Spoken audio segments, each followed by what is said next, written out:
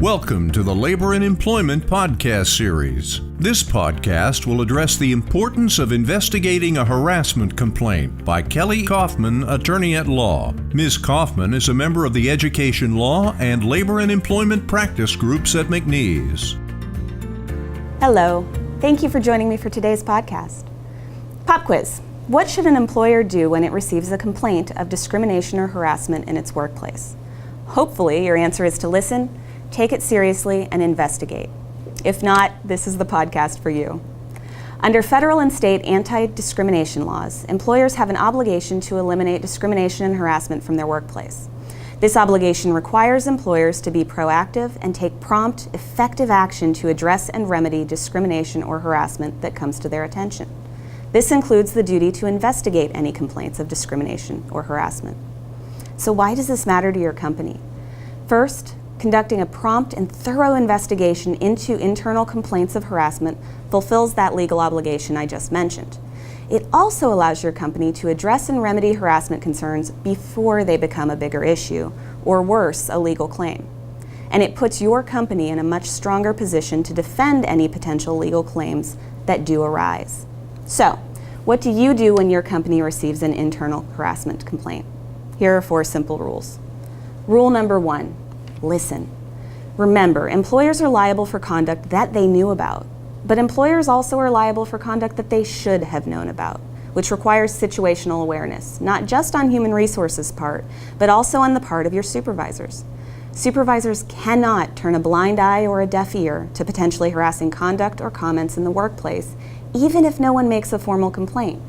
Doing so can expose your company, and in some cases the individual supervisor, to liability. Rule number 2, take all complaints and concerns of harassment seriously. You may think that some complaints are just plain silly, or you may think that the conduct at issue was taken out of context. After all, it was just a joke, right? Or you may think this is just the latest in a long line of frivolous complaints from your chronic complainer who likes to stir the pot. Whatever the case may be, don't fall into the trap of assuming that you know what happened or why it happened. Take the matter seriously and move on to rule number 3, always investigate. I can't stress enough the importance of conducting a timely and complete investigation. When courts review employers' investigations in harassment cases, they often focus on the promptness and thoroughness of the investigation and on the reasonableness of the employer's conclusions based on its investigation. When investigating, your goal is to conduct an impartial evaluation as to whether evidence exists to support the allegations of the complaint and to reach a good faith conclusion as to whether the alleged conduct violates your company policy. And to do that, you need information. So, start by interviewing the complaining employee to understand the specifics of his or her allegations. From there, interview the alleged harasser and anyone else who is a witness or otherwise has information relevant to the allegations. There also may be other evidence relevant to the complaint, such as paper or electronic documents and data. Track that information down as well, and don't be afraid to re-interview or ask additional questions so that you can reach that conclusion as to whether or not a violation of company policy has occurred. Last, rule number 4, close out the investigation and communicate the results to the necessary parties. Review the information you've gathered and reach that conclusion as to whether a policy violation has occurred.